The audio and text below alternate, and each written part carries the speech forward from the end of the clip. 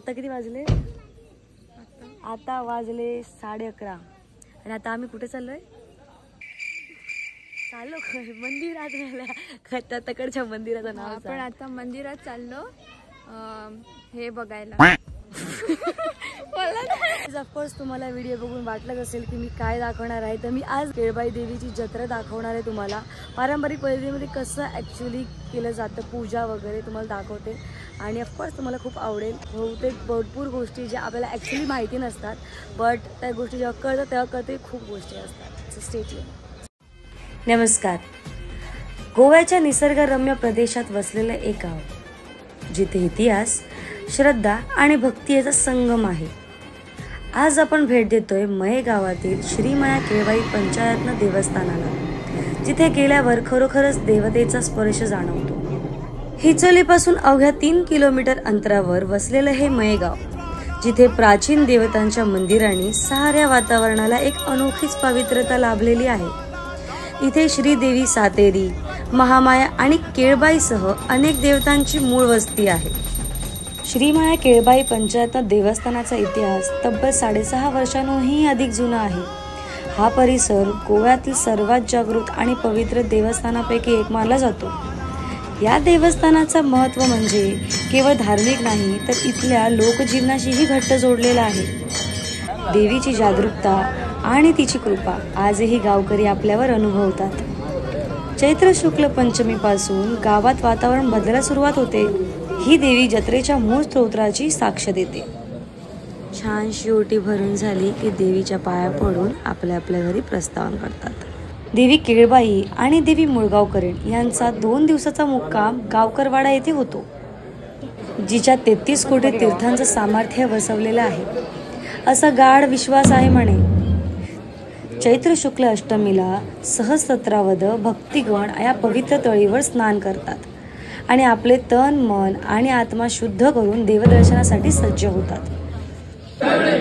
तू आदिमाया आदिशक्ती, तू जगत माता, तू केळबाई गे माझ्या माते. मूळ माया सातर मायच्या तुझ्या यज्ञमध्ये गणित कर गे माझ्या माते. आज गाव धड्याच्या रवानता शब्द घे गे माझ्या माते. बेटा शब्द घे गे माझ्या माते. 7 बहिणी आठवत होतो बघ शब्द घे गे माझ्या माते. आज चारू सिंग गाडीच्या अधिकारां गोयगाणकर, अर्धवाडकर, उभेवाडकर, तीर्थबागकर, वंडेकरां. जत्रेच्या रात्री 8 वाजता संपूर्ण गावच्या गल्ल्यातून श्रीदेवी रेवणनाथ आणि श्रीदेवी भूतनाथ यांच्या तरंग्याची भव्य मिरवणूक निघते. तरंग्याबरोबर असते माले, म्हणजेच चिकन मातीपासून बनवलेलं भांड, ज्यावर बाहेरून लहान पंत्या आणि मधोमध मोठी पंती असते.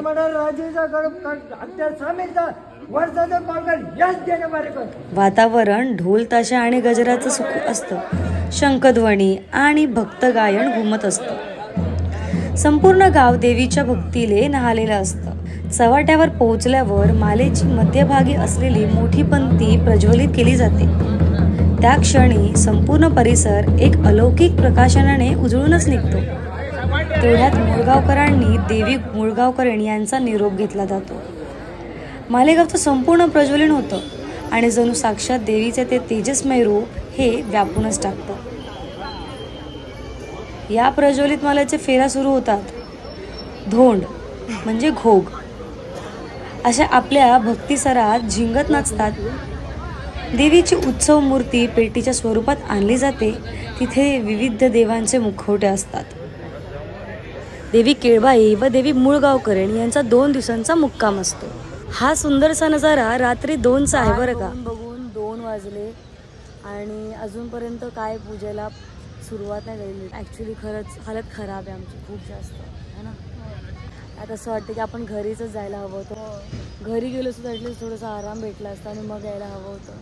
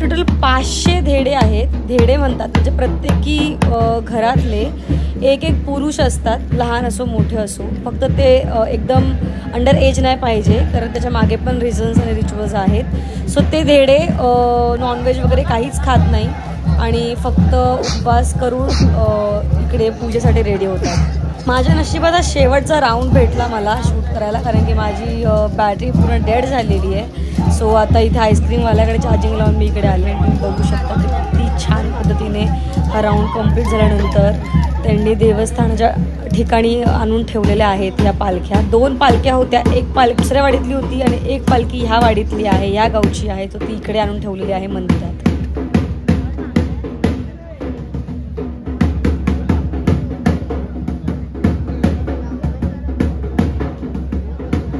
आता बाकीच्या सुद्धा तुम्हाला गोष्टी ऐकायच्या असतील तर नक्कीच माझ्याबरोबर स्टे ट्यून राहा, कारण ह्याचा दुसरा पार्टसुद्धा खूप सुंदर पद्धतीने मी तुमच्यासमोर मांडणार आहे आणि तुम्हाला दाखवणार आहे की गोव्यामध्ये बहुतेक गोष्टी असतात.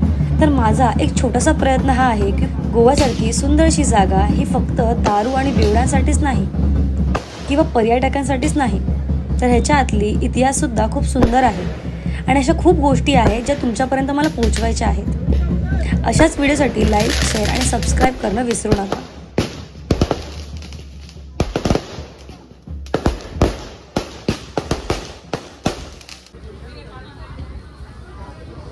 मंडळींनो, फायनली तुम्ही बघितलं असेल किती छान पद्धतीने आता 6 वाजलेत आणि लिटरली सगळं सूर्य उगवायलाच आलाय आणि अजून आम्ही रात्रभर झोपले नाहीत. आणि अशा छानशा व्हिडिओसाठी अजून तुम्हाला अपडेटेड काही व्हिडिओज हवे असतील, रिच्युअल्स बघायचे असतील, तर हे गोव्याचं छानसं तुम्हाला केळबाईची जत्रा आणि केळबाईची जी पूजा होती ती तुम्हाला दाखवली.